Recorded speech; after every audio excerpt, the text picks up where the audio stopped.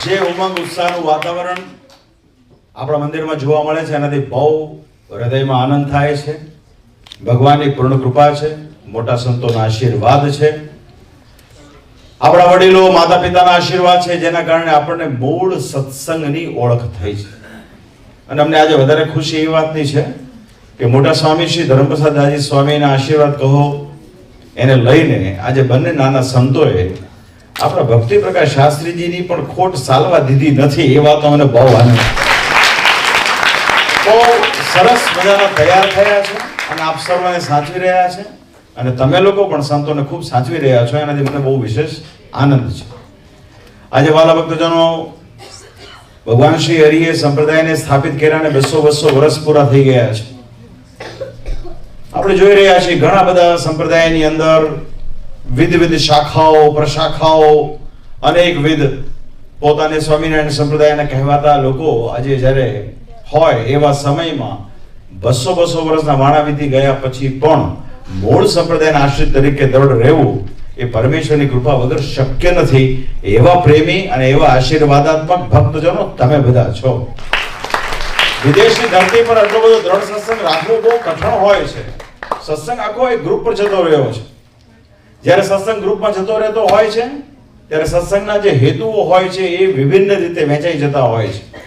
ક્યાંક એપ્રિશિએશનની અપેક્ષા હોય, કે માન પાન સન્માન કીર્તિ આદિકની અપેક્ષાઓ હોય. ત્યાં મૂળ જે વાત હોય છે, મૂળ વાત સાઈડમાં રહી જતી હોય છે. બાકી વાસ્તવમાં મૂળ સંપ્રદાયનો મૂળભૂત હેતુ આરાધ્ય ભગવાન શ્રી હરિએ સ્થાપિત કરેલી જે પરંપરા હોય એને વળગી રહેવું, ભગવાનની ઉપાસના કરવી, શુદ્ધપણે કરવી, નિર્માનીપણાના ભાવથી સત્સંગમાં રહેવું, મોટા હરિભક્તોનો ગુણ ગ્રહણ કરવો, આપણામાં રહેલા નાના મોટા અવગુણો કાયમ તપાસ કરવો, આ બધી બાબતોથી સત્સંગ સભર હોય છે. પણ કળિયુગની અંદર શું હોય કે માન નામનો એક દોષ જે હોય છે એ દોષ બાકીના બધા સદગુણોનો નાશ કરી નાખતો હોય છે. શ્રીજી મહારાજે ઘણી બધી વખત કહ્યું છે, મહારાજ કે અમને તો એવો હરિભક્ત પ્રિય છે કે જેનું ગમતું મુકાવીને અમારા ગમતામાં રાખીએ અને અમે એની પ્રકૃતિને મરોડીએ તેમ છતાંય જે દેહ પર્યંત મૂંઝાતો નથી એવો ભક્ત શ્રેષ્ઠ છે. વાત બહુ ગહન છે. હવે આજે કોઈની પ્રકૃતિ મરોડવાની વાત તો શક્ય જ નથી. આજે તો સ્થિતિ એવી ઉત્પન્ન થાય કે મંદિરના આયોજકો, આગેવાનો, ટ્રસ્ટી હોય, કાર્યકર્તાઓ હોય, સંતો હોય કે બધાએ નાના મોટા ભક્તોને આપણે એપ્રિશિએશન કરતા હોઈએ છીએ. એપ્રિશિએશન બહુ આવશ્યક હોય છે, પણ એની બહુ થીન અને બિટવીન ધ લાઇન હોય છે. એપ્રિશિએશન ક્યારેક જ્યારે વધુ પડતી પ્રશંસામાં પરિણમતી હોય છે ને ત્યારે એ સત્સંગી પાછા જુદી પ્રકારનો અનુભવ કરતા હોય છે. માટે એપ્રિશિએશન બહુ જરૂરી છે. આપણા બાળકો, આપણા યુવાનો, આપણા કાર્યકર્તાઓ કોઈ પાર્કિંગમાં સેવા કરે, કોઈ કિચનમાં કરે.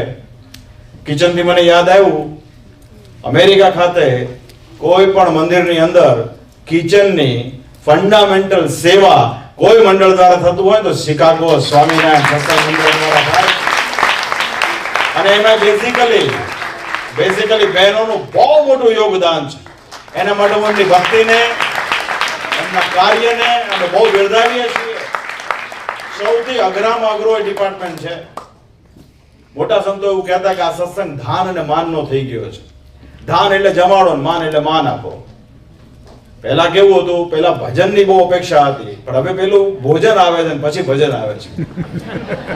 તો ભોજન માટેની વ્યવસ્થાઓ વિદેશના જે મંદિરો હોય છે, મોટા ભાગના વિદેશના મંદિરો, પછી અમેરિકા જાઓ, ઇંગ્લેન્ડ જાઓ કે આફ્રિકા જાઓ કે ઓસ્ટ્રેલિયા જાઓ, સ્વામિનારાયણ સંપ્રદાય નહીં, કોઈ પણ સંપ્રદાય, એમાં ભોજનનું બહુ મહત્વ હોય છે.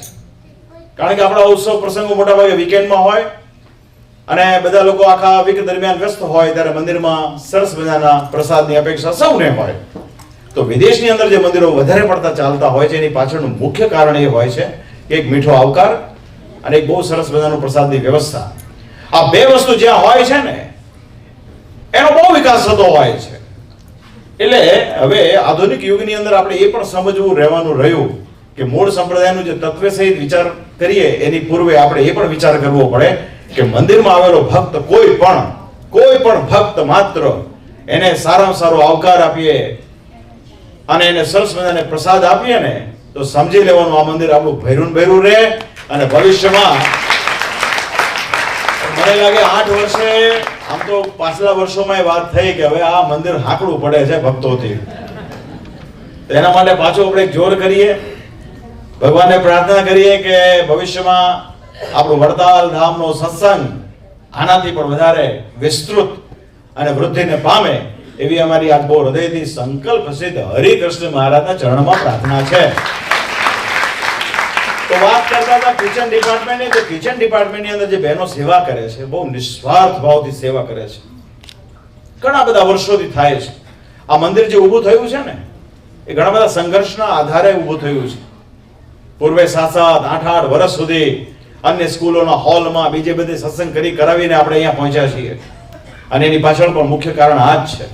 માટે પુનઃ ફરી એક વખત કિચનની અંદર કામ કરનારા બહેનો, પીરસનારા બહેનો, શ્રદ્ધાપૂર્વક ભોજન સામગ્રી બનાવનાર બહેનો અને શ્રદ્ધાપૂર્વક ઠાકોરજીની આગળ અન્નકૂટ ધરાવવા માટેની વ્યવસ્થા કરનારા બહેનો અને એને સપોર્ટ કરનારા ભક્તજનો, એ તમામને અમે આજ બહુ હૃદયથી ધન્યવાદ આપીએ છીએ. બહુ મોટી વાત છે, બહુ મોટી વાત છે. તો ખાસ કરીને આપણે એ જાળવી રાખીએ. અને અમને એ પણ ખ્યાલ છે કે મોટા મોટા ઉત્સવ સમય જ્યારે જ્યાં પણ થયા છે અમેરિકામાં, આપણે શિબિરો કરતા હોઈએ છીએ આંતરરાષ્ટ્રીય શ્રી સ્વામિનારાયણ સંસ્થાનો વડતાલ ઈસવના માધ્યમથી. એમાં ઘણી બધી શિબિરો થઈ, પણ એમાં એક નોંધપાત્ર શિબિર જો કોઈ થઈ હોય ને, તો શિકાગો ખાતે જે શિબિર થઈ હતી ને, એ ઈસવની સૌથી નોંધપાત્ર, સૌથી સફળ અને સૌથી શ્રેષ્ઠ શિબિર થઈ હતી. એ પણ તમારા બધાનું બહુ મોટું યોગદાન હતું.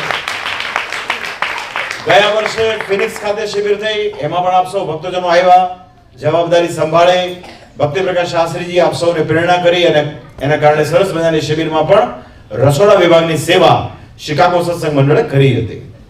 આ વર્ષે પણ ભગવાનની કૃપાથી અમેરિકા ખાતે આપણા વડતાલના લગભગ 2 કે 3 મંદિરોની પ્રતિષ્ઠા થવા જઈ રહી છે.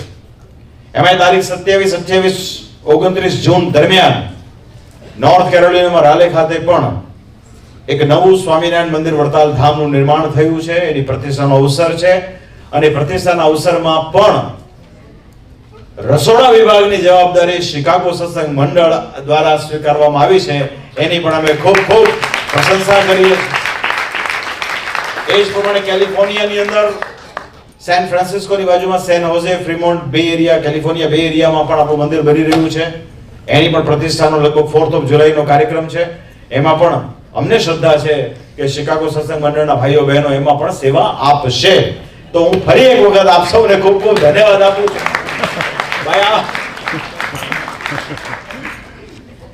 શ્રીજી મહારાજે શિક્ષાપત્રીમાં લખી દીધું ને, એ ખાસ કરીને આચાર્યોને આજ્ઞા કરી કે મંદિરમાં આવેલો પ્રત્યેક કોઈ પણ અન્નાર્થી હોય એને તમારે પ્રેમથી જમાડવા.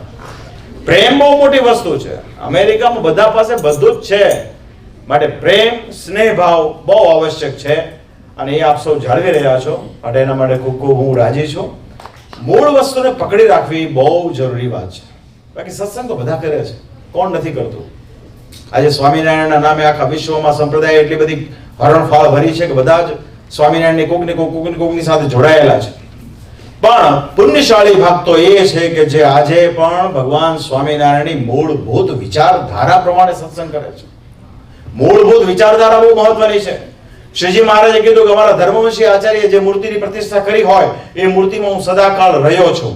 એનો અર્થ એ થયો કે ધર્મવંશી આચાર્ય આરતી ઉતારે. એનો અર્થ એ થયો કે મૂળ સંપ્રદાયની મૂળ ગાદી દ્વારા કાર્યક્રમ થવા જોઈએ. એ મંદિરમાં શ્રી હરિ વિરાજમાન થતા હોય છે અને શ્રી હરિ તો કરતુમ અકર્તુમ અન્યથા કરતુમ છે, તો એની મરજી હોય એમ કરે. એ કઈ જરૂરી થોડું છે કે આપણે સ્વામિનારાયણ નામે કોઈ મંદિર ખોલી નાખીએ અને એમાં મૂર્તિ પધરાવી દઈએ. તો જરૂરી નથી કે મૂર્તિમાં મહારાજ પધારી જ જાય, કારણ કે આ મહારાજનો મત છે.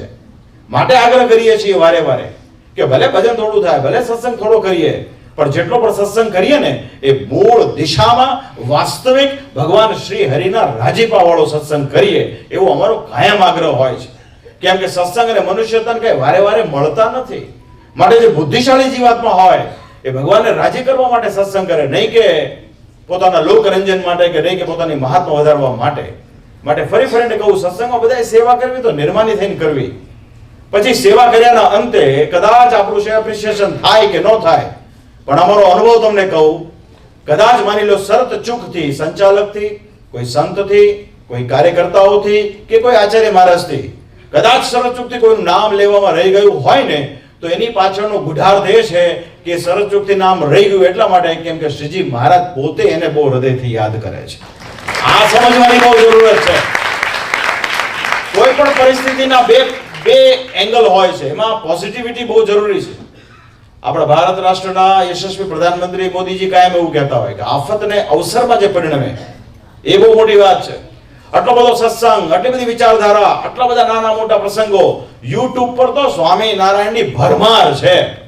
હવે એમાંથી સત્ય શોધવું ઘાસની ગંજીમાંથી હોય ગોતવા જેવું કામ છે. હવે એ જેને હોય મળી ગઈ ને એ સીધો શોર્ટકટમાં અક્ષરધામ પહોંચી જવાનો છે. પહેલા બધાના ટીલા ટપકા બધા ચિહ્નો અલગ અલગ હતા એટલે બહુ ઇઝીલી સ્વામિનારાયણ ઓળખી શકાતા હતા. હવે તો બધા સ્વામિનારાયણ છે, બધાના તિલક ચંદન સરખા, બધાની વાત સરખી, બધા ભક્ત ચિંતામણીની પંક્તિઓ ગાય, બધા વચનામૃત શિક્ષાપત્રીની વાત કરે, બધા અરે બધી બાબતો સેમ છે. અરે ભગવાન સ્વામિનારાયણની રોટલી પણ બધાને ત્યાં સેમ છે. હવે એમાંથી ગોતો. હવે હાચા તમને કહીએ, હાચા હશે તો તમે ગણાવો તો ઘણા બધા રસ્તાઓ હોય, પણ જેનું આત્મબળ મજબૂત હોય ને એ મૂળ રસ્તા પર ચાલ્યો જાય અને એ 100% એ ભગવાનના ધામને પામી જાય. બ્રહ્માનંદ સ્વામીએ શ્રીજી મહારાજને પ્રશ્ન કર્યો, મહારાજ તમે આત્મનિષ્ઠાની વાત વારે વારે કરો છો, એ આત્મનિષ્ઠા કેટલી કામ આવે લાઈફમાં?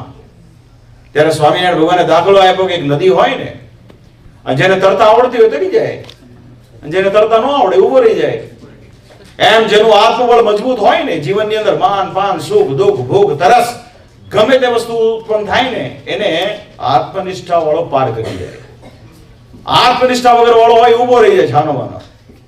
પછી સ્વામીએ પ્રશ્ન કર્યો તો મહારાજ અંત સમય કેવો હોય, એને કેવી રીતે ગણશું? ત્યારે શ્રીજી મહારાજ કે અંત સમય તો મહાસમુદ્ર જેવો છે. જેને તરતા આવડે કે જેને તરતા ન આવડે, બંનેને વહાણની જરૂર પડે.